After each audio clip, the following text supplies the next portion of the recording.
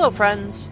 Welcome to episode 117 of Storyteller Conclave. This is a show all about helping you run the best tabletop role-playing game that you can, whether you're a new storyteller or dungeon master learning the craft, or an experienced storyteller looking to take your game to the next level. I'm Sarah. I'm Rob. We're going to skip right past how we're doing, Rob. 100% with that. Tonight is therapy night. And we're going to focus on thinking happy thoughts. That's right. For all of you out there who've had to deal with the storms in the southeastern Michigan area, I feel for you. For all of you who've had to deal with storms in your life, be they, monsoons or other tornadoes or effects like that, it sucks. It does. It really does. And I can't say that bad or horrible things happened to me, but I will say the previous 48 hours kind of was not helpful for emergency tree cutting service is where we'll leave it. Yeah, and it's but the show goes on and therapy happens on Wednesdays. So yesterday, actually, in a little bit of sort of gaming related news, we got the Reaper Bones miniature Kickstarter. Is this 5? Yeah, Reaper Bones 5 Kickstarter things in one of our mutual friends. Yes, and I believe Patreon of the show, Vedran. Yes. Was kind enough to include us in on his Kickstarter donation and add in, tack in a bunch of extras and stuff like that. And then I had almost completely forgotten what I had put in for. Yeah, believe it or not, I was actually going through our Google Docs. Yeah. And I was just kind of looking through my recent docs because I was trying to find some settings for the 3D printer. Sean had sent me a list of resin printer settings and stuff like that. And I noticed that there was a spreadsheet from a while ago divvying up who wanted what add-ons and whether or not they were paid or not, stuff like that. And I was like, oh yeah, whatever happened to that? And it turns out it was literally shipping out as I was asking that question. Yep. It had gotten out of the container ships and were now on their way to people. And I had forgotten the minis that I had gotten for that, and honestly, looking back on, I'm like, why did I order these? What was the idea that I had? A year ago, me had such big plans. Agreed, 100% agreed. But I was able to find my note on what the idea I had for those, and it had to do with 7C. Oh, okay. It was funny, and then actually, what was funny was the Dino Warriors I had gotten for a specific friend who I have threatened to run basically a D&D campaign with dino characters. Oh, okay. Where this all stemmed from me finding a guy's he had created dino races that could then be classed in D&D, and I wanted to do a Chicken Boo campaign where all the other players were perfectly normal, and it was a normal game, except for one of the players was a T-Rex. And a paladin or something like that. And, the villain is just the villain to that guy. Right, Because it's just can't you see? He's a T-Rex. Now, please. He murdered Squire Salmon. Now, that is just not true. It was a misunderstanding, and I think it was a gentleman's duel. He's got big head and little arms. I know that's body shaming. That's right. We don't do that in this court. Insult people's physical appearances. Come on. And then someone knocks the slight helm that is on top of his head, clearly not covering the rest of it. Oh my lord, he actually is a T-Rex. That could be really cute. But and then goes through 9 different iterations of himself, multi-classes and everything, because he has to keep changing his class, because obviously people figure out who he is. So he's a wizard next and a cleric next after that. Just keeps sneaking back into the rogue group. Never worked. Yep. But always the same guy trying to stop them. The antagonist. So I actually had some miraculous planning ahead on my part, because I got a handful of cat warriors, which are obviously Khajiit for me. No, I think that was great. And a big damn dragon. A big damn dragon. And as it turns out, one of our party members decides that he's biding his time for now. Oh yeah. He's not marching off to his demise. He understands he needs a little prep, a little growth, a little time to arm himself up. Yep. But he's going to punch that thing in the nose. He is going to try. And last night, I got the model, all the mold lines filed off of it and stuff like that, and it was literally so big I had to fit it in a 1-gallon Ziploc bag. Oh my lord! That you put chicken in, Yeah. And I wrote on it, "The Slumbering Inferno," under contents with a Sharpie. And I took a picture of it and I sent it to him. And he just sent me back like a big heart emoji. That's love. That's love. And I got one of mine for my campaign that I'm going to be using. And actually out of a Asian-themed set. Some of those miniatures were really impressive. The yokai. Yeah, and I've never really done that, but after we started talking about Legend of the Five Rings, and I was thinking like, how can I incorporate that and do like a 7th Sea thing? And then I was like, maybe I'll just do Legend of the Five Rings, or maybe I'll do something in between. So I've got a whole I have a whole design for a campaign around spiritual characters who are the spirits of things. Oh, very cool, very cool. So, a little Spirited Away meets 7th Sea. Yeah, okay. But all animal spirits. Everyone's an animal spirit. I gotcha. Basically, you guys will get to choose which spirit animal you are, but once you're that spirit, you have to embody it because you have a life. You've had a life before it, and you're incarnated into it. So you still have the memories of your previous life that sometimes come into form. Gotcha. That then implies where the plot goes from there beyond your spirit life. Not bad, not bad. Yeah. Speaking of 7th Sea, what did you think of that 36-inch long galleon that they have? I was excited to a level that I could not show. Like, I had such a bad time, and my emotions were in such a burned out state that I stared at it, and I was excited. Like, I want to put that in something. I want to have a fight on that deck. Oh, yeah. Or between the decks in the subfloor. Like, is epic. We almost wondered if it was too big to be practical. But no. This is the part that gets me. When you look at something like that and you say, this is for ship-to-ship combat, and it is no different than if you put down a battle map. Yeah. It's just a battle map. That's all it is. Yeah. So once you look at it that way, you're like, it's one battle map piece of terrain. You're fighting on a mountaintop. You're fighting on the back of a dragon. You're fighting on a ship. It's a set piece. It's a set piece in and of itself. Oh, yeah. It's definitely a huge, memorable battle and stuff like that. So yeah, but plus, in the way that our friend wants to use it, is that it is the centerpiece to a game that is about the ship. And it's like, you're just going to have that in the middle of the board at all freaking times. Yeah. To remind you where the hell you are, you know? So, yeah. I could totally see that getting used. In what's funny is, you can do it in a very small Firefly-like setting.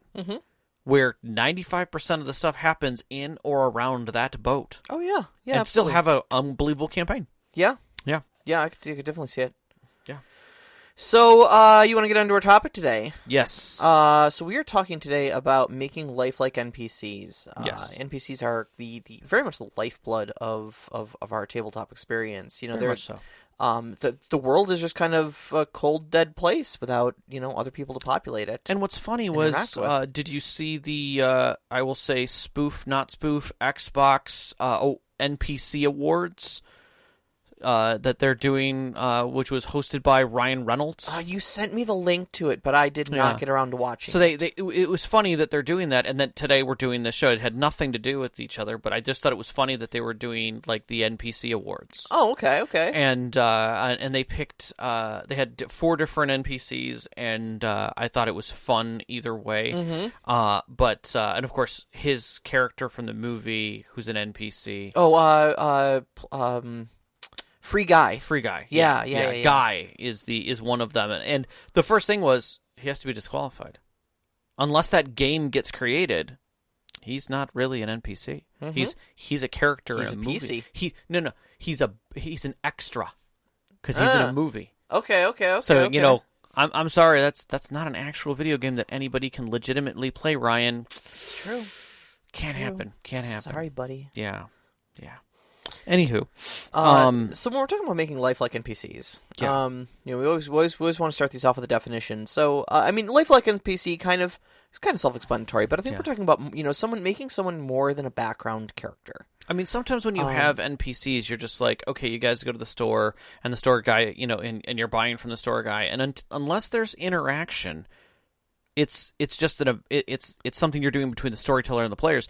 But the moment that they walk into a store, or walk into a bar and there are physical people there, now you have a chance for interaction. Yeah, absolutely. And I think we'll want to clarify too, like we'll say right from the get-go, like the stuff that we're going to be talking about today, you don't have to do full backgrounds and personality quirks and stuff like that for literally everyone. Like that would get so overwhelming so quick.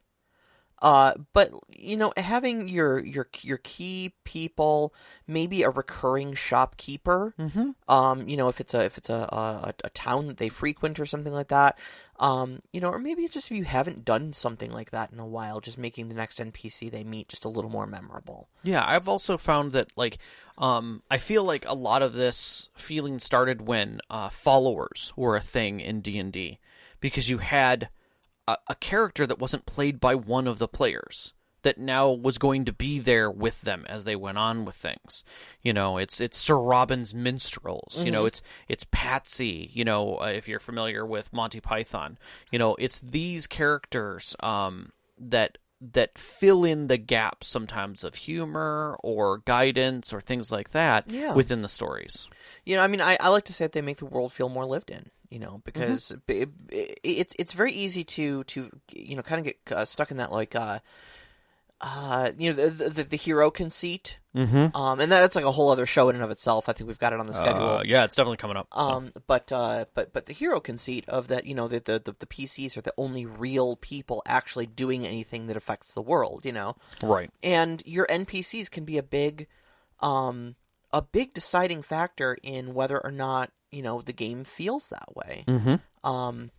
Making your NPCs very lifelike and giving them a lot of personality and stuff like that can make it feel like there are other people and that your PCs are just people in a big wide world full of interesting, colorful people. Right. Rather than the only interesting people in the entire place and everybody else is a cardboard cutout. And the other thing that goes along with that is it also can help fill out the theme and feel of the world around them. Whether it's dark, whether it's gritty, whether it's hard to live by. Like if everyone around the players are rich and noble, and there's only a few people who aren't well-to-do, that kind of gives them a feeling for where they are in the world, or where this setting is. Whereas if it's really grungy, everyone's wearing, rags, and only a few people have well-to-do vests or anything like that, and those people are the, underworld bosses.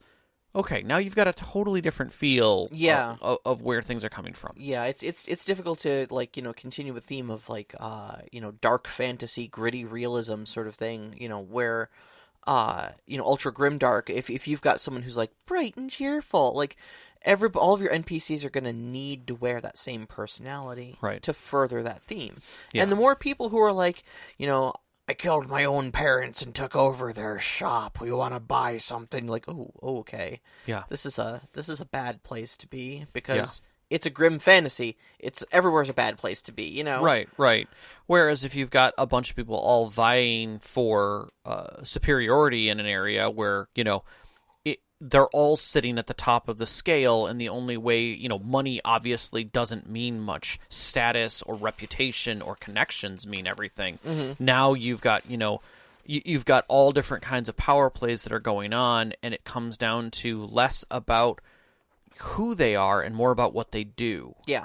So, and that again is another aspect of NPCs and how they make the group feel like they're somewhere. So this all sounds like a lot. It does. It really does. So, the obvious question, I'm sure, on the tip of everyone's brains is: do I need to write backstories for every single NPC now? Answer is no. No, absolutely not. Take a deep breath. It's not at all what we're saying. This is more about ascribing a few quick attributes to some NPCs, so that when they come up in your story, you have a few more notes on how you improv them. Yeah. Not necessarily scripting out lines or scenes or anything like that for them or writing 10-page backstories. But definitely do not do that. This guy's a rich dude bro who doesn't care about, who's a thrill seeker. That's a great start point. Is a great starting point. Like, literally just jot that one line down next to your NPC's name, race, and gender, and go from there. And then when they meet him, you've got that little note there next to him, and you kind of know, okay, he's a bit of a thrill seeker. This one guy's got a gigantic sword. Like, oh, dude, that's a cool sword. Can I see it? And already you've got more than just, hello, I am an NPC. Please follow me, Yeah, exactly. And the other thing is that when you're thinking about your NPCs, there are NPCs that are literally just setting. They're not in focus. They're the mob in the town. They're the other people behind the NPC who are also holding torches and pitchforks going yay or nay or whatever, but they are not an active part of the scene. They are out of focus. Right, and you don't need to throw any energy into any of those extras or anything No, like that. they are a brief description to get of the setting and feel of the space. In fact, I think half of the point of this particular episode is knowing where to stop. Yes. Is giving you the shortest amount of time you can spend on an NPC to make them flavorful, but not overdoing it so that you don't have to spend hours upon days prepping. Right. There's nothing wrong with a meat and potatoes game where the players are just moving through the meal. When you add a little sprig of something or a little bit of salt or a little bit of pepper and put that touch of NPC in there that gives it a little bit of flavor, they'll notice it. But the moment that you start worrying about whether or not you need caramelized onions or capers on the side or whatever, blue cheese crumbles, exactly, like you can get to that level, but at a certain point you can also just screw up the entire meal because none of it is actually finished. Yeah, you start risking distracting from things. Yeah, the steak didn't get cooked. The potatoes are still hard because you never got through them, but you got capers. That's great. Yeah. Well, and I would say the other major pitfall too of overdoing your NPCs is that your PCs start feeling like you're a one-person show. Just like, do you and your NPCs need a moment alone? Will you talk to yourself in 3 different voices? I'll just be over here. So many people have done that wrong. I have failed into a few conversations that way to try and get a point across and lost myself in it. So we all have those. Yeah, absolutely. I think we've all had those moments, definitely. So there are a lot of NPCs in our world to make them feel lived in, especially if we've got any sort of an urban setting, Agreed. How do you keep track of them all? Well, there are really 2 types, so let's start with that. Okay. You've got your static NPCs and your floating NPCs. Okay. I'll go with static. Sure. So static are your named important people. So these are going to be directly interacted with the players in a very active way. They're going to be the captain of the town guard that they meet, or the noble who's hiring them to do whatever they're doing, or the Johnson in the case of Shadowrun that they're interacting with.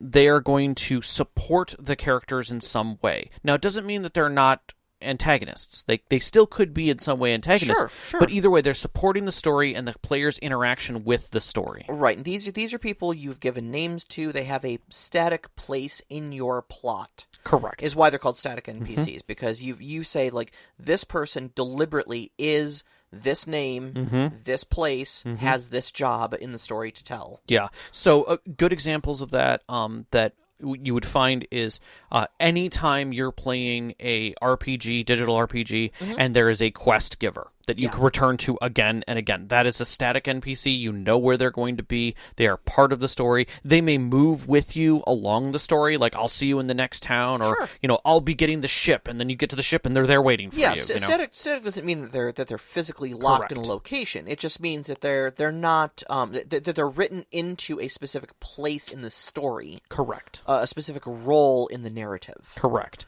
Now, it doesn't mean that they can't be replaced by someone who fills the role again. Oh, sure.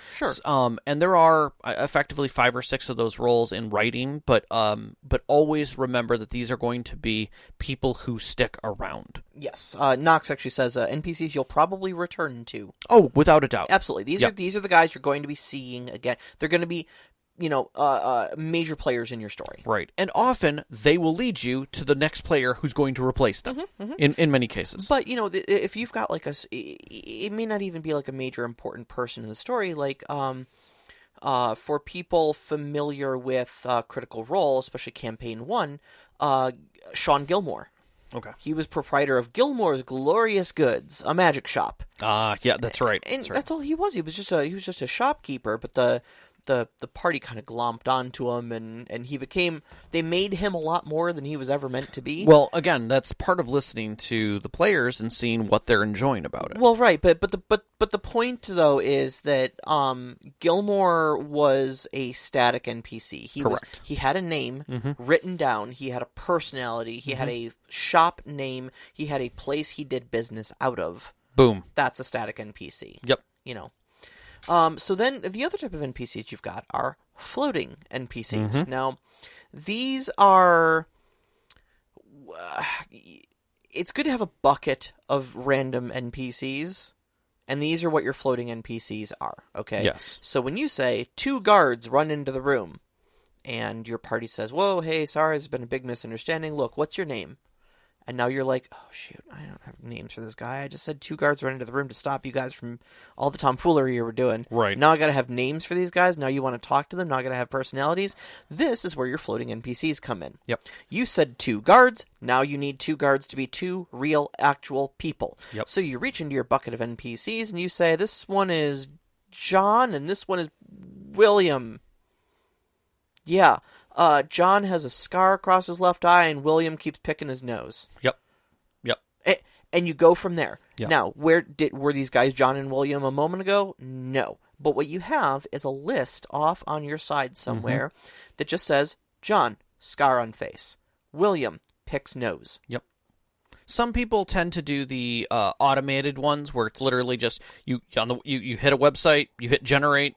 It immediately generates you a name and a quick antic. Absolutely that valid. works just as well. Absolutely And valid. I 100%. Just remember to copy that stuff down, because if you want to reinsert them later, as maybe the players like him, maybe they do something for him. It's always nice to bring that person back around, even in a simple form. Yeah, absolutely. Like you see a guard, and the glint off the light shows a scar under his eye. Hey, that's John. Is that John? Yeah. Oh shit.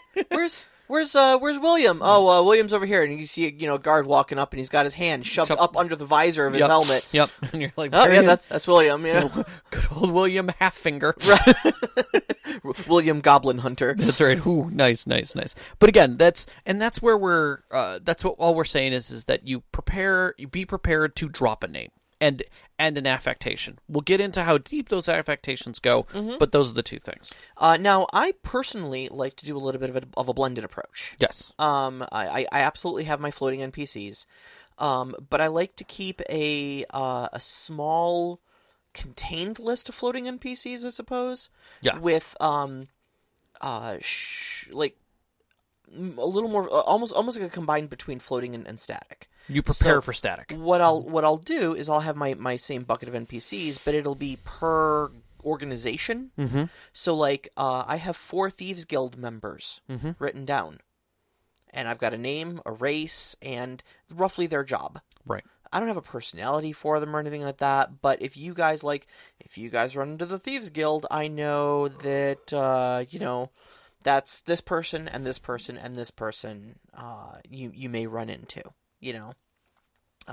Those are all randomly pulled off of a list. I've got a spreadsheet that randomizes races and genders. So I literally, like, when I need 4 of them, I just hit randomize on the spreadsheet and grab the first 4 cells and then just paste them into my notes. There you go. And then there's a lore wiki for Elder Scrolls Elder Scrolls in general. Yes. And I go to that race's lore page, and they've got a list of names. There you go. For NPCs for both male and female. Yep. And that's good for your setting. Yeah. I mean, I'll let you keep going with what you finish up, and I'll do mine. So anyways, yeah, like I said, it's basically just three to 5. Like I've got a couple. I typically have a couple Town Guard, a couple Fighters Guild, a couple Mages Guild, the Thieves Guild, an innkeeper, a couple shopkeepers, and a couple important people like the ruling noble, who would be a static NPC, and some of their advisors. Sure. So that's about like 12 people, 15 people all total. And again, all I have is like name, race, and gender. Yep. And at that point, like, I don't know if I'm not putting any more effort into that until you guys run into them, you know? Right. But you can grab from other places to fill in the gaps. Exactly. Yep. Exactly. I'm a little different than that because a lot of my adventures tend to move from place to place. When I'm doing 7th Sea, it's a little closer to that. But I kind of make a rule that I will never have more than 5 static NPCs within an act or section of my story. So if you guys are in a particular area or I'm working through something smaller, I will make sure that I keep my static NPCs tight to 5. Mm-hmm. Now, I may have some floating NPCs that you guys remember the names of, but they're not nearly as important people. They're going to come and go. Yeah, floating NPCs never are because they're random on the spot. But I'll have them prepared, ready to go. Mm-hmm. Where these are people who you're going to run across. And then I have a very, very short list that I have fudge ready to go. Whether it's, I need 3 orcs, I need 2 humans, I need whatever. Yes. And they will literally fill any gap. Yes. Whatever comes up. Yes. For me, if you have a floating NPC that's now attached to the group for whatever reason, maybe they got interested in it. Now I have pre-prepared for that person some quirks and things that I can start throwing in, mm-hmm. So that I can have those around. But I always make sure that all of my NPCs are interesting, and that's why I do the presets, is because I can do the rule of 3 for myself, mm-hmm. where I will always give them 3 qualities. Yes. And I don't put name down as one of my qualities, but that's me. We're going to get to our quick stuff in a little bit. Name's an attribute. Yeah, but I always do 3 qualities on those, and those qualities could be any number of things, but we'll talk about qualities in a second. Mm-hmm. I don't want to get into those too much. But then for my static ones, I add 3 more to them, so they'll always be a little bit more blown out. Right. But one of the things that I do with my NPCs that helps me identify my static ones even better is I make sure that I know their role in my story. Mm-hmm. I will always add to them whether they're the advisor, whether they're the adversary, whether they're the comedian, whether they're the helper, whether they're the truthsayer, or whether they're the opposition. Mm-hmm. And those kind of immediately give me the story that the part of the plot that they're attached to. So if I know that this person, even though they have a role in the town and things like that, but as far as my story goes, they will always be the advisor to the group, telling them, you might about this, right? You might want to go look into this. Right. And that role will always be that person until you move to the next act, and then I have a new person for that. Mm-hmm. And when I say things like adversary versus opposition, I'm talking to the fact that these aren't primary antagonists. These aren't people who are trying to stop you in the story. Oh, sure. But they are going to be adversarial or in opposition to what you want to do. Sure. A little bit. And that's natural. And I don't always use those, and sometimes I'll have both, and sometimes I'll have neither. It's that big divider between an antagonist and a villain. Correct. A villain is a bad guy. An antagonist is just someone who's working against your goals. Right. Or the goal that they think you're working toward. Sometimes doesn't matter. They're working countercurrent to your goals. I like comedian way. characters. They're the comedy relief that comes in at the right time, mm-hmm. or does it. They might do help, they might do harm. You never know, but they're going to fit there. And then I have a helper character, and those helper characters are always there to give assistance. They'll give you lodging. They'll help you with food. They'll fulfill the small gaps that. To help facilitate the players to get further ahead. Yeah. And then go ahead. I don't put them in such explicit categories, but I'm kind of going through my own NPC list in my brain, and I'm going like, oh yeah, I know I do this. Right, but I do it, and I always bold that part first, so that I can always say, shoot, I need to give these people advice at this scene. Something shifted. I need this person to come into the scene. This is really good advice. I might start doing that. Well, and then I always have a Yoda character, and I it's my truthsayer Yoda character in writing, and you find it more in video games, is there's always going to be a character who is going to dole out the truth. Is this Car in our current situation? Yes. Okay. I'm trying to think of your game and who that NPC is. Yeah. And she's actually dual rolling a little bit because she moves between being the truthsayer and being the helper to fill in the gaps. Nice orc lady that is giving us lodging in the orc lands right now. In fact, family of one of the characters, but like way down the line. Yeah. But sweet woman. She's like, you need to eat more. You're too skinny. Exactly. Sort of woman. But she may not. The truthsayers always are the same, which is that you will always get truth from them. It may not come in the form that you're expecting. It may not be the complete truth, but it is the truth that you need to hear. Yeah. For the scene to be able to continue, so that you know this is honest. You know where you're going to go, and that person, if you continue applying them and you continue working with them, will always make sure that you're getting the truth to be able to move forward. Mm-hmm. The advisor will always advise you. Their advice may not be the truth, but it is the advice of where you should be going. You can always go back to that person and be like, so what's going on? And the person's like, well, there's a lot of spiders that have been coming out of these caves and fighting the guards. Oh, we're going to go after those spiders. Great. Is it where the plot needs to go? Yes. Is it where you really should be going as that character? Maybe not. Mm-hmm. But you'll go find truth and find plot by following the advisor's advice. Yeah, absolutely. Yep. So that's my way of doing it. But then when we start stepping into individualizing those, going with the static and even a little bit about your floating. Yeah, your floating. You have to give them at least 3 things. Oh yeah. Names. First off, names. Give them a name. Always give them a name. Even if your players never ask, you at least know their name because it says a little bit about the character. It seems obvious. Yep. This one seems so obvious, but it is more complex than you think. Yes. Because first off, there's a big difference between Alex, mm-hmm. Alexander, mm-hmm. and Xander. Yes. One's pretty normal. One's a little formal. One's a little informal. Yes. Names also have a lot of cultural and class significance, so you can say a lot about your NPC by their name. Yeah. So, for instance, in Elder Scrolls, a character named Kazika is probably a Khajiit, whereas Hassan el-Sharif is probably a Redguard. Yeah. If you're familiar with those things. No different than if you know you don't necessarily have to give out full names either. Mm-hmm. Like, Don Corleone is a name. Yeah. You don't need to know that his first name is Ted. Right. He's the Don. That is not short for Donald. Right. Don is a position. Right. It's a very important one. And that's the whole thing is that you can also do the same with your with people who they're going, your floating people mm-hmm. who they're going to have a quick moment with. And one of the things that I learned about this was, Ted the blacksmith mm-hmm. is fine. That's a great floating person. No big deal. You know what's going on there. On the other hand, if you have Master Sergeant at Arms William Decathor, and you're like, okay, he's a static.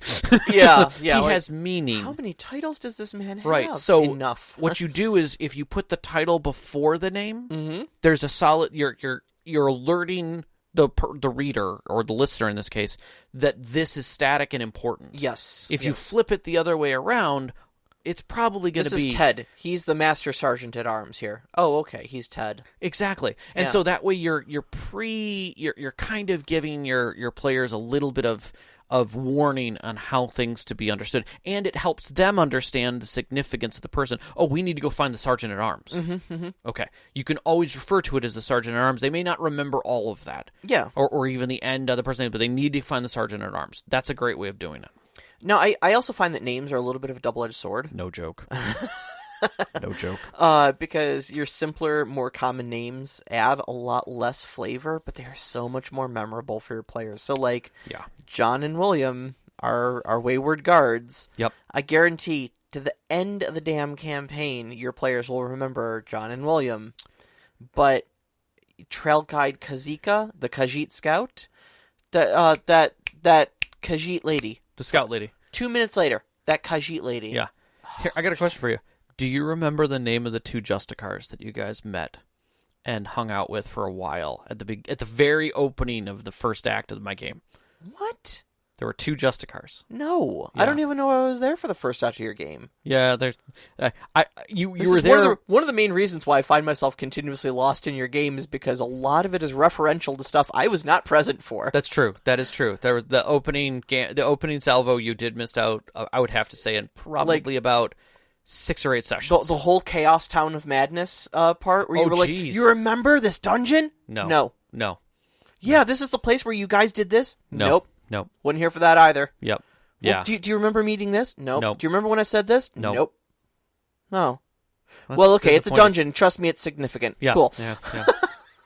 Meanwhile, like Erica's losing her full mind. Oh yeah. Oh my God, is this place? And Vicky's got a steel trap about stuff like that. But I'm willing to bet if Vicky's listening right now, she's probably going, I remember their names. Yep. Because I purposely did a duo. I used a duo's name that was common. Okay. I used Sam and Max. Oh yeah. Okay.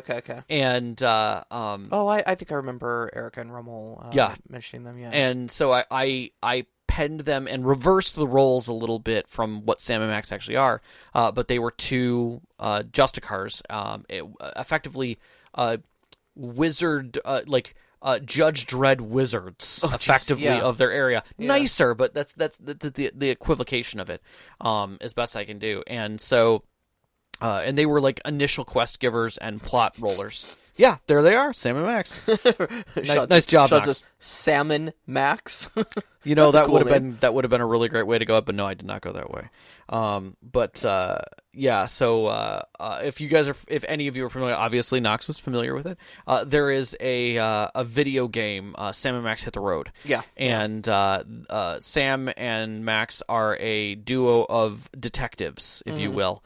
One a very classic gumshoe, and the other very much not. Very much not. Very cartoony, rabbity, kind of crazy. He looks like a little ball of chaos, yeah. He is a little ball of chaos. But I did that on purpose, and I think one of the things you can do with names is use names either that you've used before or that sound like things that they're already comfortable and familiar with, because it allows your players to then immediately attribute an image to what they're doing and a feeling. You did that in your 7th Sea game. You had Captain Louis Vampa. Yep. Who is ripped whole cloth from Count of Monte Cristo. 100% whole cloth. But damned if we ever forgot that guy. Nope, did not forget him. And asked questions of how he was doing. Like, when you guys came back in the world, what are the first questions? Where's Vampa? Where's Vampa? Well, it's been 250 years, so maybe his kids know? Where he's buried? Yeah. But like, it's moments like that. I have some reoccurring characters that I've used in other games. And it definitely... when you bring those kind of elements back, or you bring in elements from TVs and TV shows, movies, things that people are comfortable with, and trope it and use those names, people know what to expect. Like, if you say, a noble introduces his wife at an event, and it's clearly going to be a static PC, and then you immediately say, she's the Countess Eleanor de Bouvier, and she goes, just call me Buffy. You know exactly who Buffy is. You know what that's all about. You already understand everything about it. Yep. No different than if you understand when someone has the name of what was the other one that was a great example of it? Chadwick von Rankenstein. You can call me Chad. You know what to expect out of that dude. He is a Chad. He's so too. Chad. He's such a Chad. So, and that's the thing is that you can use that to your advantage as a storyteller to have your players attached to those things. If they give your NPCs pet names, if they're naming your NPCs, lean into it. Lean into that. Whole lean cloth. into it, because they will remember that NPC, and trust me, that makes it so much easier. Yeah. Nothing hurts worse than when you write up a really good static NPC and people just forget about them instantly. Yep. No, it's true. It's true. It's very true. Next one is race, species, class, or culture or subculture. Oh, I did want to add one more thing to that I totally forgot to. Remember that your players aren't reading the same sheet that you're reading. Mm-hmm. So when you say a name, they're not. Some of them may not even write it down. Yeah. So sometimes it's beneficial to actually have a name chart. Like, if you've got static NPCs in a static town, there's nothing wrong with handing your players, along with a map, a little bit of a key. Yep. Like, put it in the map where these people live. If it's important to a small town or something like that where you're staying within an area, give them the information. It will help them. Or not even, you don't have to put it on a map. Like, that's even a step almost too far. Just literally like a sheet of paper that just says, this is the mayor of the town, this is the blacksmith, this is the innkeeper. Yep. and this is the captain of the guard. You've met these people, you know who they are. Well, what I was saying was if you've got like the generic map of the town that they look at, you could have the name of the shops and things like that, which include their names. That helps them remind. It gives them that little extra. Sorry, definitely does. Let's get back to race. So race, species, culture, subculture. Yes. Again, all seem like granted, but you can do a lot with these things, and it says a lot about the character. So in settings where not everyone is human, it can be a huge cultural factor for how the NPC interacts. 100%. For instance, again, back to my Elder Scrolls game, Khajiit are not really terribly well looked upon outside of elsewhere. Yeah. They're kind of seen as vagrants. A lot of times they're just seen as like... liars and thieves. Liars and thieves involved in moon sugar, which is a drug. They brew skooma, and like, I mean, whether this is an upstanding citizen or not, there's always a little bit of cultural baggage that comes with being a Khajiit outside of elsewhere. Yep. And, you know, for modern contemporary settings, race can be a big indicator of cultural and economic influences. Yeah. I mean, racial tensions, racial histories are a thing. Yeah. And unfortunately, if you're taking place in America, we've not always been nicest to a lot of our non-white cultures and such like that. And, no, not at all. So I'm not saying like, you know, quote unquote every black person has to be poor or anything like that by any means. But if an NPC does have a cultural background, you know, like is African American or something like that, it may play into their position in society. Yeah. I mean, there's also to say that, you know, you don't necessarily have to even go racial. I mean, if it's been a long-standing integrated culture, maybe even like Shadowrun usually leans into this a little bit too. Sometimes it's the culture or subculture. Maybe this group is on the other side of the tracks. Yeah. Or maybe this group are the vagrants that have just moved in because they're all refugees. Orcs and trolls are usually kind of pretty looked down upon and stuff like that in Shadowrun, if I remember correctly. Yeah, most of the goblinoids in general. And elves on the other hand are kind of seen as a little haughty and more upper class and stuff like that, more easily trusted. Effectively, trusted is an interesting word there. Yeah, okay, maybe as far as trusted for a metahuman. Correct. Yeah, but I mean, but again, it's all about the culture, like whether or not you're coming from the right area. Mm-hmm. And a lot of that has to do with your look, your status, and your poise. Mm-hmm. And all that can be delineated back out to your players in the same way. So remember that you don't necessarily have to lean into the hard race tropes if it's something that's not comfortable. You can go to cultural tropes. Right. Or you can go to subculture tropes. You know, we all know that in high school you had your cliques, you had your theater, you had your nerds, you had your jocks. Lean into those tropes just as easily. You have your fighters, you have your book nerds, you have your crafters, you have your entertainers. All of those are subcultures that you can lean into to make people different. So... I kind of almost see the Mages Guild in my game in those terms. Like, are you a book mage or are you a fight mage? You know, like. Yeah, Overwatch made the point. Never trust an elf is one of the core rules of Shadowrun. Yes, and that's true. And it's at the same time, it's like that's why you said, you know, they're kind of trusted. I'm like, that's not the word that you're thinking that it's for, because you don't trust elves, but at the same time, you really can't deny the jobs from them. You don't trust elves, but you also don't question why an elf is driving his Benz through your gated community. That is exceptionally true. That's what I'm saying. Okay, that's fair. Is that the elf isn't getting pulled over by the cops? You know, driving while black. I mean, driving while orc. You know. Yeah, that's very different. That is very different. So. So then the third thing is a quirk. Is a quirk? Yeah. Yeah. Super easy. Yep. And these you can have a lot of fun with. Yeah. And it doesn't need to be any like terribly complex or anything like that. So like a couple quick ones off the top of my head. Physical quirks. I named a couple earlier, like scar across the face. Yep. Always picks his nose. Yep. Okay. Snapping his fingers constantly and sideways tilt to their head whenever they're thinking. Mm-hmm. You know who does that is he voiced Ultron. James Spader. Yes, he does. James Spader always turns his head. In fact, when they mocapped him, Ultron does that too. Yes. Chewing gum, mm-hmm. A facial tick, you know, make your eye twitch or something like that if you get upset about something. Mm-hmm. Verbal quirks. using a tick, or like all the time. Yep. Hey, you can buy something from my shop, Yeah, and I mean, it goes along with accents too, but we'll get to that. Higher, lower pitch. Mm-hmm. And accents. Yeah. Accents are probably your more common one. Like, you always think of accents when you're doing an NPC. Yep. But there's a lot of other ways of adding character that aren't accents. Yeah, and one of the things that I'll lean into verbal with is verbal does not just have to be Semitic. It doesn't have to be that. Verbal can also be Italian, where you use your hands and you talk with your hands. And I when you're in person role playing, it's a great thing to add into your own personal quirks into that NPC. Mm-hmm. Knox actually says Brad Pitt will always talk while eating in almost every movie. Oh yes, God. Absolutely. It's a character quirk. The other one that always gets me, and I love this quirk, and I want to say it because we have storytellers who are listening. Anytime that I've watched movie reviews and things like that, there's one particular thing that almost all reviewers bring up, and that is the guy who's eating an apple is an asshole. Every time.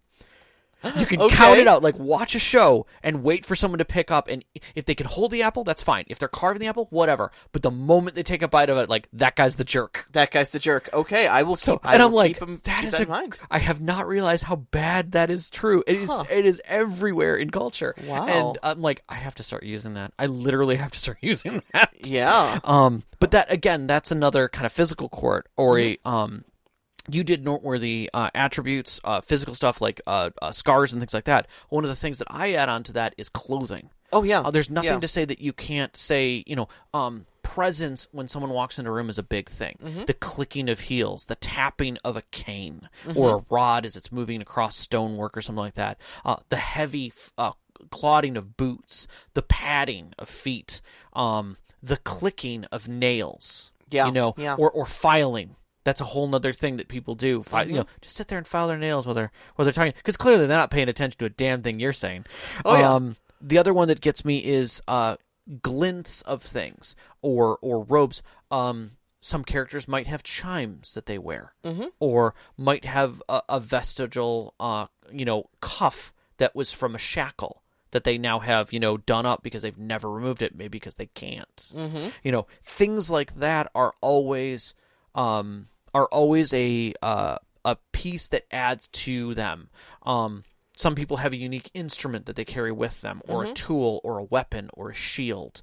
And those add as much as they do for the players, NPCs just as much. Yeah. If you're standing around in a, your player's looking around for somebody in a very busy area, and they're like, well, we need to find the captain. Look for a shield. You see a glint in the distance. There's one of my favorite scenes from one of my favorite shows, Deep Space Nine, and I want to say it was around season 6 or so. The Cardassians, along with the Dominion, as they've teamed up, come and take back Deep Space Nine. Yeah, because it's an old Cardassian station. Yeah, it used to belong to them. They want it back. So Gul Dukat is in the captain's, the commander's office. Yeah. And he's like, it's so good to be back in my office. And like all of a sudden he just stops and kind of goes pale. And he looks down and there's a baseball sitting on the desk. And Commander Sisko always had his baseball. He's a big baseball fan. They had several things about baseball cards and and holodeck episodes where they were playing baseball and stuff like that. So it's a big aspect of his character. And he sees this baseball sitting on the desk.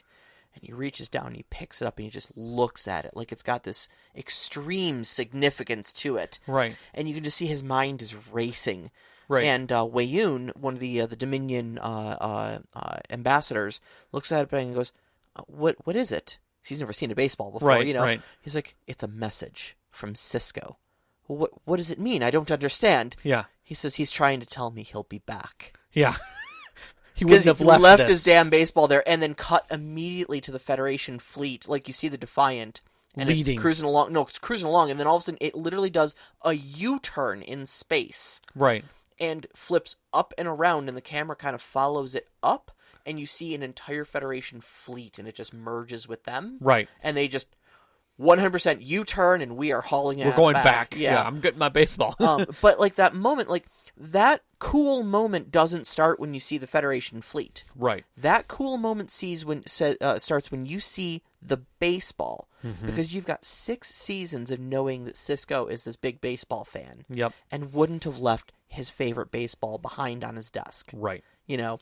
And when Gul Dukat looks at it and picks it up, you as the viewer already have all this quirk built up with this NPC. You know the significance of that baseball, that you're already feeling the same impact Gul Dukat is. Yeah. You're like, oh snap, that's his baseball. Yeah. Well, I mean, it's the same thing as like, if we're watching Star Trek and you see a cup of tea that's hot on a table, you know the hand that's going to reach for that is Picard. It's Picard, yeah. And because that's tea, Earl Grey. Earl Grey, hot. Yeah. Exactly. You know what that is. Oh, speaking of which, it's a little bit warm. Okay. Yeah. We're sitting here sipping tea through the show. We have tea too. We have tea for the show. Rob, but this is absolutely wonderful, fragrant, fruity stuff. I do. It's pretty amazing stuff. It's a good black tea. But and that's the thing is that if you've got those types of quirks and you can put them in the game so that the character lives beyond the scene. That's some of the best stuff you can have. Those are some of the moments where your players are like, "Oh my gosh, you're really thinking." Yeah. And it's hard. It's hard to remember all these little things when you're on the fly. But when you can remember just one or two of them, it makes those NPCs really noteworthy. So speaking of noteworthy NPCs, the extras. Where do you go from here? Where do you step it on from there? Yeah. Connections are great. If you can make a connection between that NPC on either another NPC or the characters, you're doing great. Where they've either known them or they've I love having scenes where, especially in 7th Sea, where a character comes in and knows the player, knows that character. Like that NPC knows that character, and they're friends, and they've got a long history. So I always have a little bit of a problem with that. Okay. And I'll tell you why. Because unless you've actually got the history with it, Right. it's difficult. You need to be a little bit more experienced of a role player to just be able to roll in and be like, the storyteller just tell you an NPC that you, Rob, have never met before. Me, the storyteller, Sarah, tell you, you know this guy. You've hung out with him for 4 years. Right. And then have you just go, oh, hey, how the hell are you, buddy? And Right. roll right into a friendship. But then you've got an expectation that you know this person, you got a familiarity, but you don't have inside jokes. You don't have experiences you shared with them. Right. You've literally got this NPC that Rob has just met, but Theodane has years of experience with. Right. So I usually play it up like the scene from Hunt for Red October when they finally all meet in the sub in the Red October, and they're all kind of quiet and staring at each other. They all know each other's names. They know dossiers. They've met each other. But the one person who's physically met has the conversation, breaks the water, and he's just like Jack Ryan talking to Ramius, Marco Ramius, yeah. And they speak together in Russian for just a brief moment, and he's like, "Have we met?" He goes, "I met you once at a party. I'm sorry for your wife." And that was all that it needed. Yeah. You don't have to have 4 years to say that you have a connection with them. What you do have to have is your NPC has to know something specific about the player and be able to address it, not the player, the character history, and be able to address it in a sincere and comfortable way so that you can break that connection. And at that point, you can start rebuilding the 4 years. That they knew each other in passing. Again, it doesn't have to be a solid, like, bonded, warrior at your back in the trenches for 4 years. We watched football every Thursday night kind of relationship. Sure. But it can be the coffee guy on the corner that you've seen 3 times a week for 5 minutes. Yeah. You don't know anything about him, but yeah, I could probably ask him to borrow his lawnmower. Yeah, kind of a thing. And those are that's the kind of connection level that you have from an NPC to a PC. And it's an acquired, active thing that you have to do. And I'm not saying this is an easy thing to do by any means, but with the right players who have backgrounds, who have connectivity, you can get away with that, and the connection can start very sincerely and can get very deep, and your players can get very attached to those characters very quickly. Yes, absolutely. I like making connections between 2 NPCs. That's always great. That's always great. Because one of the main things this does for you is makes it so that your NPCs don't exist in a vacuum. Correct. So, like, perhaps your blacksmith as a rivalry with the other blacksmith in town. Yep. And if you ever mention their name, will like grit their teeth and, that guy, maybe the barmaid has a crush on the blacksmith. Sure. Maybe there's, maybe there's an ongoing argument about which sports team is better between the beat cop and the detective. I think that's a great way of doing it. You introduce them by them coming on scene and being like, "Hey, just see, Detective Smolovitz didn't see you here. Did you see the game last night? Yeah, I got your $10. Shut up. Yeah, and hope you choke on it." That's another thing that works really well for connections is the common bet is a great connective tool for between characters that you have control over. It makes for small conversation that's quick and over. Sometimes not even conversation. Sometimes it's just a matter of a look. Oh, they both watch this thing happen, and this guy, gets his comeuppance, and he just snaps his fingers, and the guy pulls out his note that was in his pocket and hands it to him. And you're like, oh, I think he just made $5 on that. Now, as we're talking about games, though, and I'll say why stuff like this is important, because for like persuasion and stuff like that, for interacting with these NPCs, it gives you an in. Okay, so it's not only realistic, but like if you've got a character that agrees that MSU is better than U of M, you might get a small bonus to persuasion checks when dealing with the beat cop because he's an MSU fan. Yeah. You'd be like, yeah, U of M sucks, man. Go green, go white. Like, heck yeah, I like you already, Yeah. Well, you're okay by me. In the same regard, having that knowledge but not necessarily presenting it right up front, when the players attempt to do something with them and it either succeeds or fails, you can use that as a reference point. You can say, you made you got a 19 on your persuasion check for information. As you guys are talking, he brings up the fact, you notice a little bit of green and white underneath his vest, and you look up in the corner and can see that the game is playing in the background. You're like, I'm willing to bet they'll probably make it well past past the half. I think they're actually going to go all the way. And he kind of glances at his shoulder. Yeah, I think they will too. Why don't you sit down? I want to finish up the game anyways. Exactly. Now you have your opening. Now Exactly. you're at a comfortable position. And you've made that connection with the player in a way that makes sense. And conversely, you may get like, and I'm talking like if you're playing D&D 5th edition or something like that, like maybe a -1 or a +1 to your roll. I mean, Right. I'm not talking like roll with advantage because suddenly you're an MSU fan, Right. But it may actually work the exact opposite way. Now that you've Exactly. taken sides in this argument about which sports team is better, there may be just a slight bias against you from the detective. There's rules for that within the system that basically says, oh, now they've moved into a negative state. You've failed so now all anything you're going to be doing with them, they're going to be a little hesitant to do anything. Like BioWare games do this a lot too. If you side with one faction, suddenly the other faction doesn't like you quite as get much. slipped. And it doesn't need to be anything major or dramatic, but sometimes, picking sides in an argument can win you a friend, but lose you but also win you an enemy.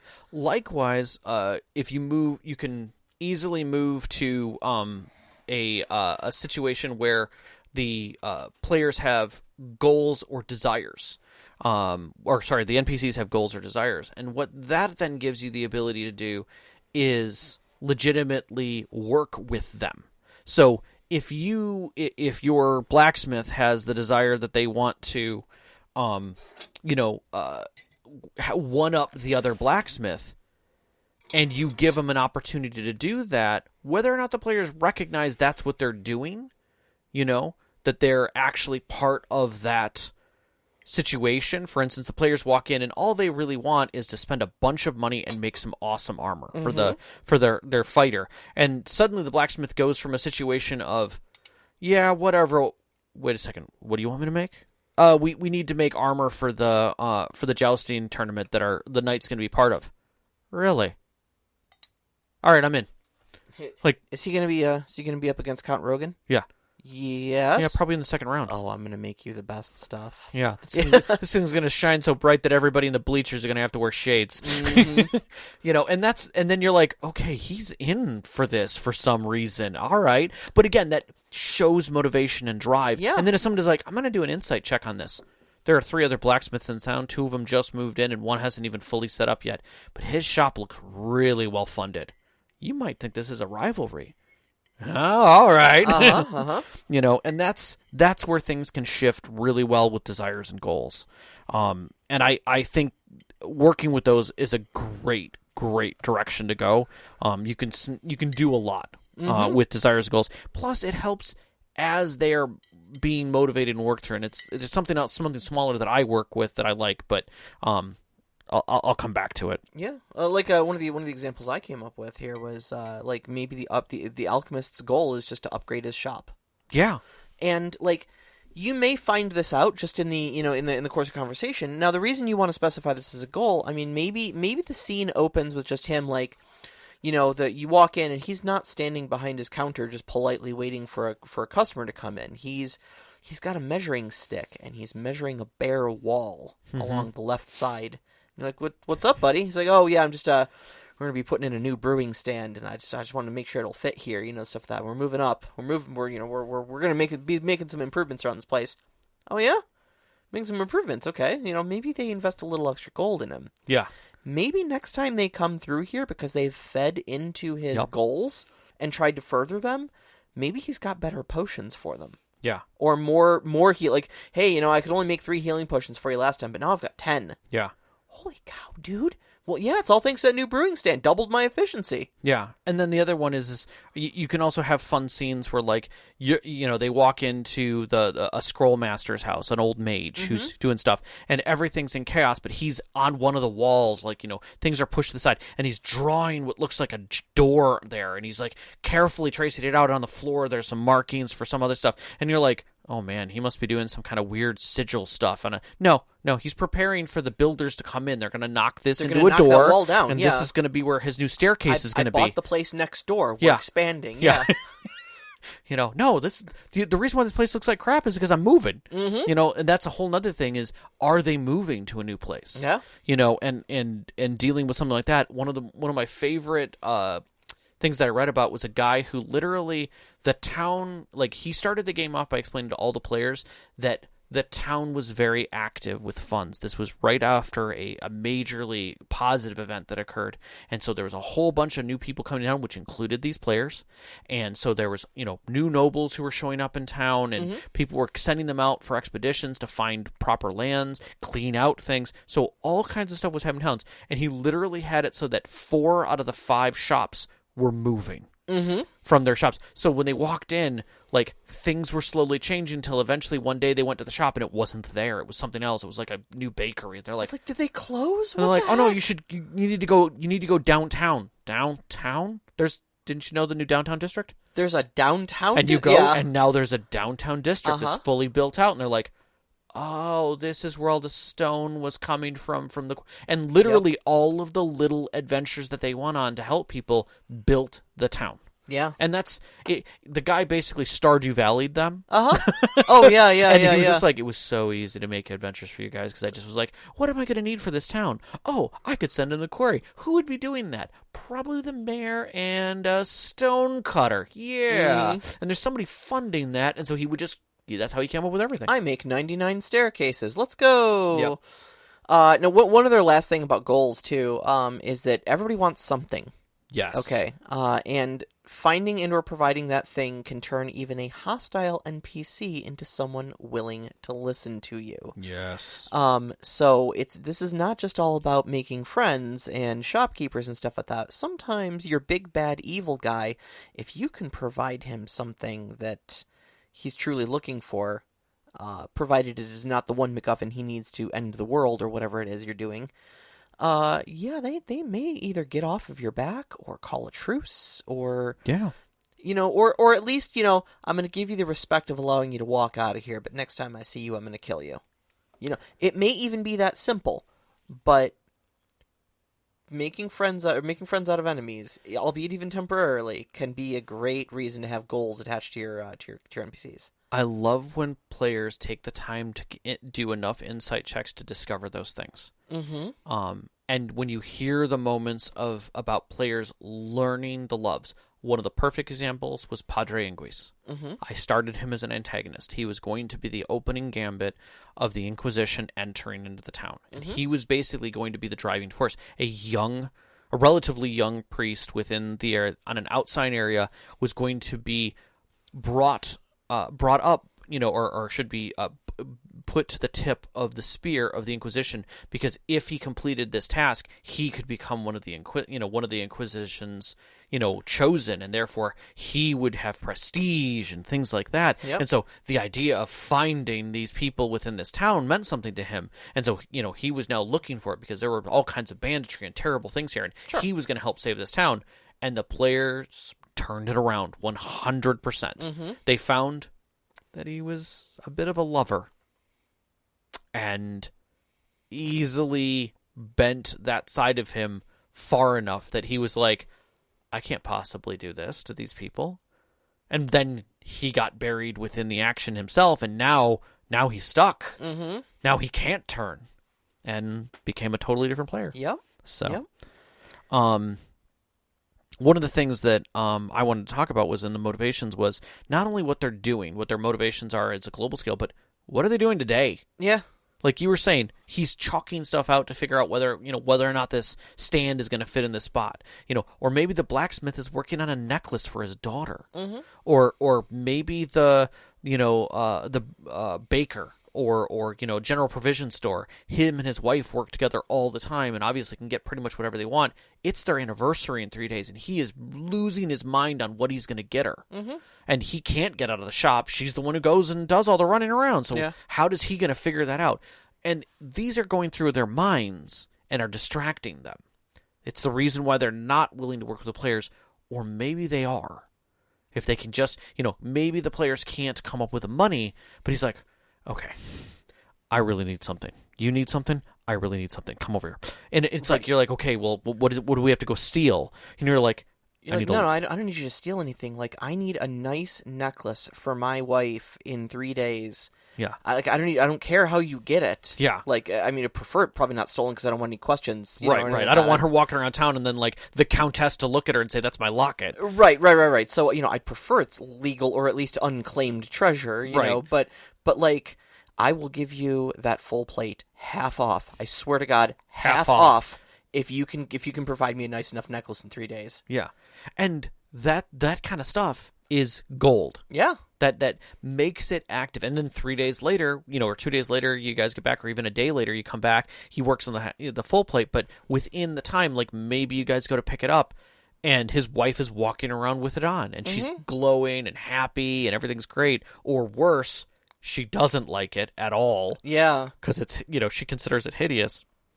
But that's all about movement and, like, everything else that goes with that. Yeah.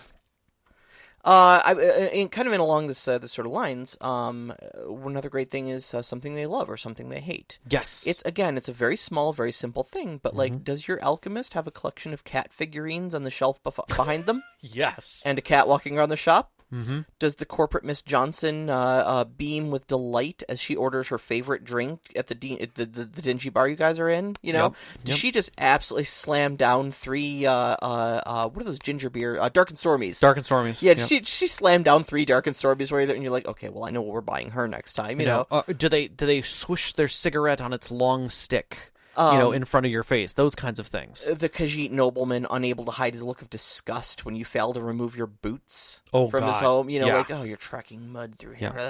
Well, the guy's a neat freak now. Yep. And so they're a lot like goals and desires, but they're a lot more short term, and they're not really easy to fulfill necessarily. They're just environmental factors in their likes and dislikes. Yeah. And they provide ins and outs. If the party member may not remember the alchemist's name, but they sure as hell guarantee they'll remember the crazy cat lady alchemist. Mm-hmm. And if next time they come in, they bring her a little cat figurine that they found or something like that, she'll be like, oh my God, that's so sweet of you. Hey, you know what? I found some great potions you guys would love. Yeah. Let me get them from the back. And you're like, oh, wow. Yep. Like, she's going to show us the private stock because we brought her a 2 copper ceramic cat figurine, Sometimes all it needs. Yeah. The other one for me is secrets. What secrets do these people hold? What things do they know? Or secrets do they have? Sometimes a secret can be as simple as they know about something else. They ran across, but they hold it very dear.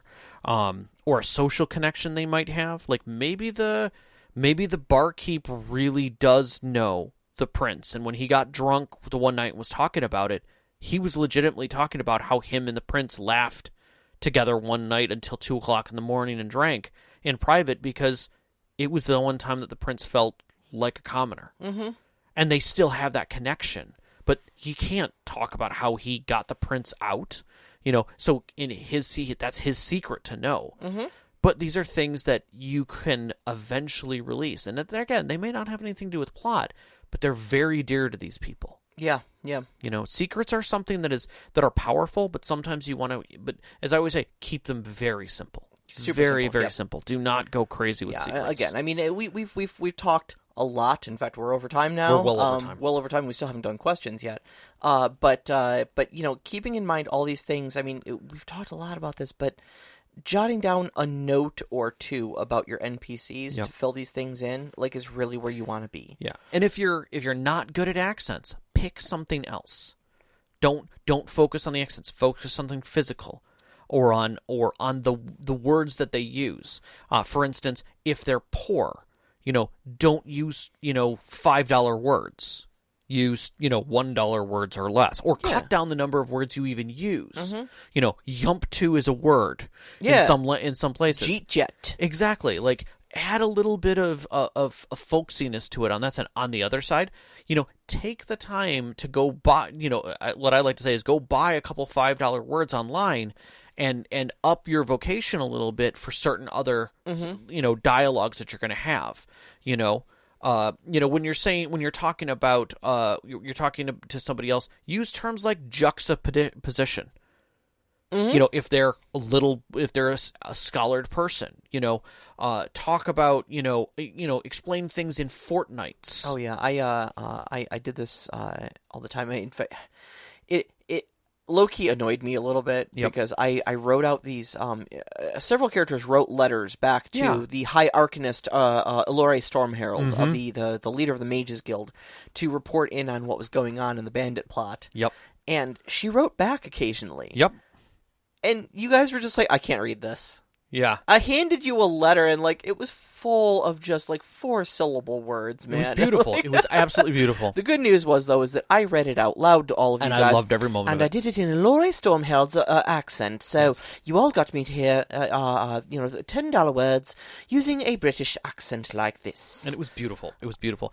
You did it, by the way. You just didn't recognize it. I did what? High Arcanist. High Arcanist. So, static character. Oh, yeah. High Arcanist Elore Stormherald. That is her full title. That's right. Now, speaking of accents, one of the things I wanted to bring up actually is people are like, well, how do I learn accents and stuff like that? Yeah.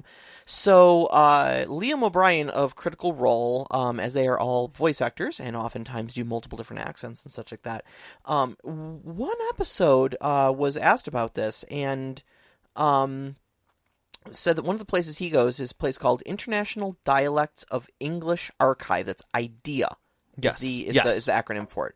And what it is it's a place where they've got basically a map and a bunch of pins all over it. And what you can do is you can click on any of those pins and it will read the exact same passage. It's a couple paragraphs of text in the accent that is regional to wherever on the map you've clicked. Yep.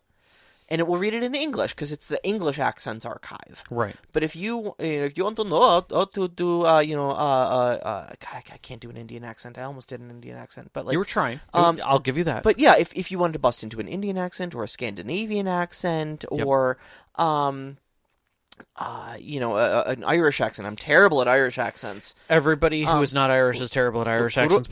Russian accent, I can do. This I can do. Yes. Eastern European versus Greek versus Italian versus Spanish. But, especially for 7C games. Oh, boy. The characters I'm allowed to play are all based on what accents I can pull off. Standard rule. If you can pronounce Vestaman Havinar, you can play a Vestaman Havinar. Yes. Congratulations. Congratulations. You are now allowed to play them. But there are a lot. And IDEA is certainly not the only place online to learn this. There are a lot of great resources on there for learning accents for budding voice actors and amateur storytellers such as ourselves. Yeah. If you find you're watching something, I find a couple of people that I've got talk about on YouTube how to create accents.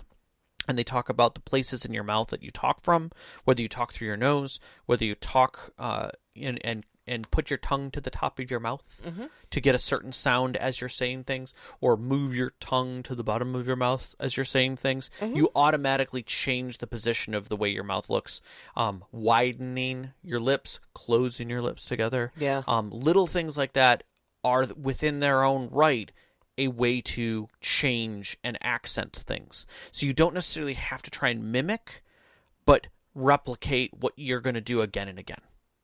And that's really the key. And again, that's not for everybody. If accents are hard for you, don't do it.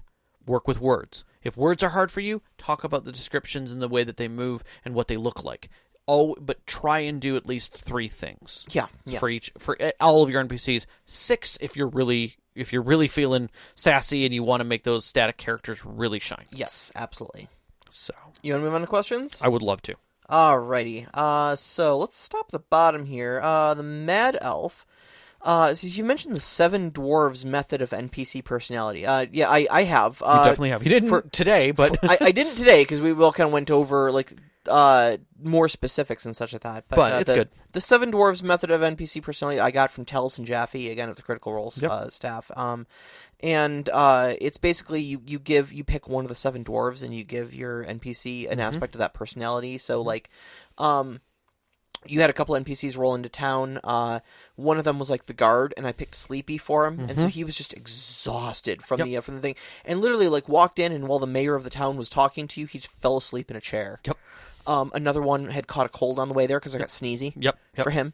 But it again made them memorable, and fleshed out the scene. So, you've mentioned the 7 Dwarves method of giving NPCs personality. What are some other quick and easy tools to bring what may be one-off character to life? So, one of the things I used to do before the days of the internet, when I was making characters on the fly, is I would just write a list of descriptors, colors, and feelings. I would just have those 3 down and on a sheet next to me. And as I used them, I would cross them off. But what I would do is I would talk in the tone of the feeling.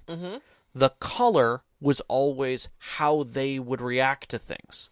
So cool colors, hot colors, warm colors. And then I would have the descriptors being their demeanor, their outside facing. And that was a quick way for me to do that. And that came from a old method of cartooning, where you would look at a cartoon, or you'd look at how a cartoon was supposed to be done, like they would talk about as they were drawing through it. And then once it got its color palette, that would help the voice actors determine the color of the character. Gotcha. And I was like, that's a really neat way of handling things. Yeah, it's pretty decent. How like Bugs Bunny got his voice, how some of the other things. So the next evolution to that for me was then starting to, it was the first cartoon character that I could think of. So I would use the 7 Dwarves, I would grab aspects of cartoon characters. I would have people stutter if they were the aggressive person. Because you have Yosemite Sam, Foghorn Leghorn, like all of these know-it-alls. Who are going to teach you something. You're going to learn, boy. And that immediately, if anyone's watching cartoons, you know the feeling of that character.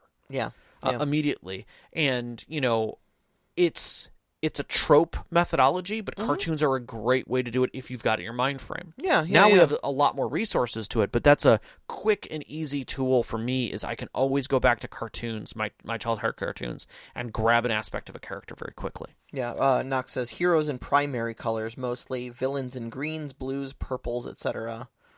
I think that's kind of where you get your quote unquote 4-color superhero too. Yeah, very much so. Is where that turn of phrase comes from. The only other real quick and easy axis of personality sort of thing that I've used is just quickly plot them somewhere on the axis between happy, sad, angry, or shy. And point them in one of those directions. And you'll have at least a personality quirk to go off of. Yep, that's a great way of doing it.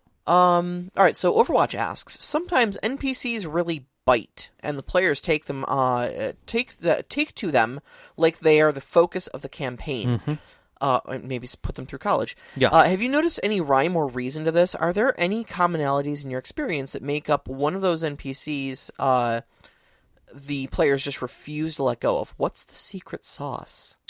So for me, and I really had to think about this one because I don't dissect it nearly enough as much as we should, because it does have that, like Padre and Grease was definitely one of those characters.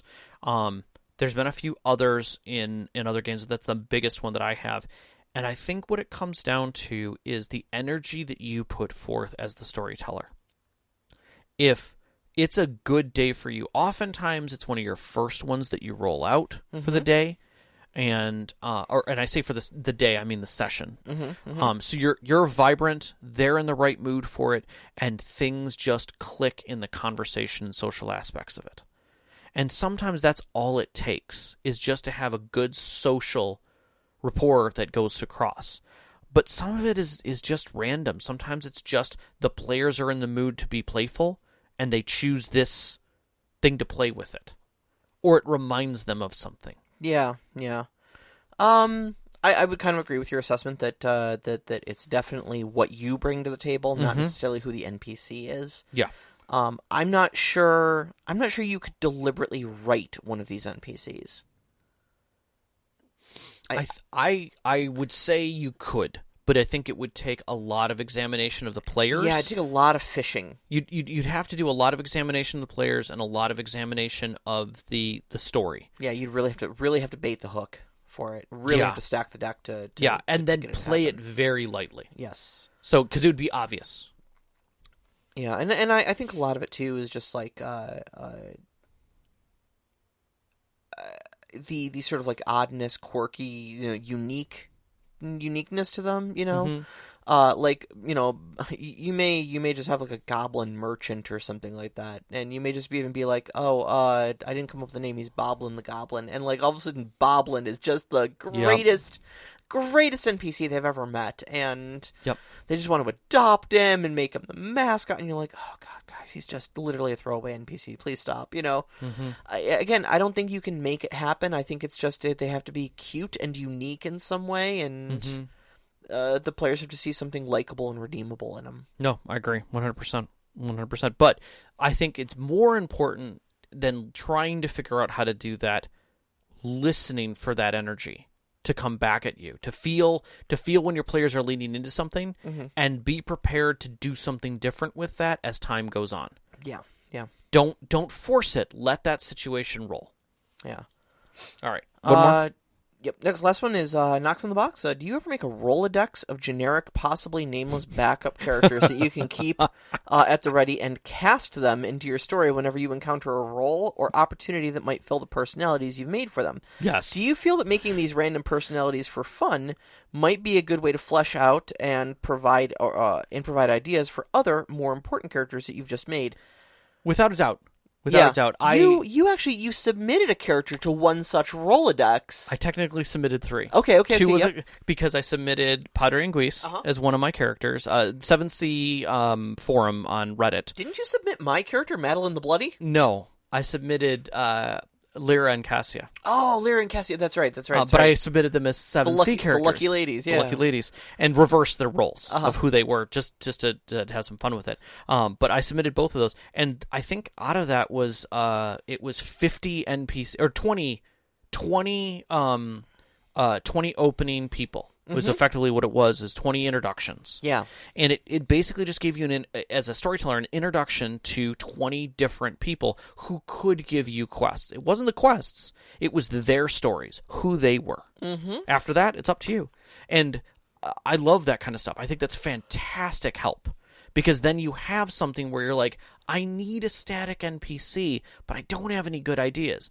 There are ideas. There are tons of ideas out there, and yes, they're absolutely creating your own Rolodex, or there are others that are shared out there amongst other storytellers on the internet. So, 100% is absolutely a thing, and it's a great thing. And yeah, I absolutely do think that making these random personalities is a great way to flesh out other ideas. I actually did that pretty heavily with my own NPCs in my the Mages and Fighters Guild in my game. No, I think you did a great job of that. That's where Lyra and Cassia came from. In fact, we played those as alternate characters for a three game one shot. Yep, 100%. So we had I literally rolled this for a minute here so we can talk about this. So next week, we're actually going to do role-playing 102, because we did 101. Yeah. Now we're doing 102. What is this? How can a storyteller help promote role-playing? Yes. So we're going beyond asking the players to kind of step up and do their things. We're going to now take it from our aspect of what can we do behind the screen to get our players to start role-playing, and just encourage it. We're not enforcing it, but we're encouraging. I think a bit, too, about what players can do to lean into that, though, too, and also encourage the role-play at the Well, at the table I would as well. say when be prepared for the hooks when your storyteller presents those hooks to you. Be hookable. Exactly. So you can find us on Twitter at @ST_conclave, on Instagram at @ST_conclave, on Mixlr on Wednesday nights when we're recording at 7 p.m. Eastern Standard Time at mixlr.com/storyteller-conclave, and on Discord. You can find our link in our Twitter or on our webpage at storytellerconclave.com. I want to thank our Patreon members, Knox in the Box, Sam, Arcane Asylum, Sparkle Motion, Vedran, Hulavu. Thank you so much for supporting us week after week. We love you so much. Our pre-show music is by Arcane Anthems. You can find that at patreon.com/arcaneanthems. Our intro music is Beyond the Warriors by Guy Frog. You can find that at guyfrog.bandcamp.com or on Google Music. And our outro music, which you're hearing now, is Only Our Footprints in the Sand by Midair Machine. You can find her at Free Music Archive. We'd like to thank our families, Vicky and Sean, for supporting us through all these shows, all of our friends who have helped us over the years with our campaigns and our stories, and our listeners, you. We love you, and thank you ever so much. We love you so much. Good night. Good night.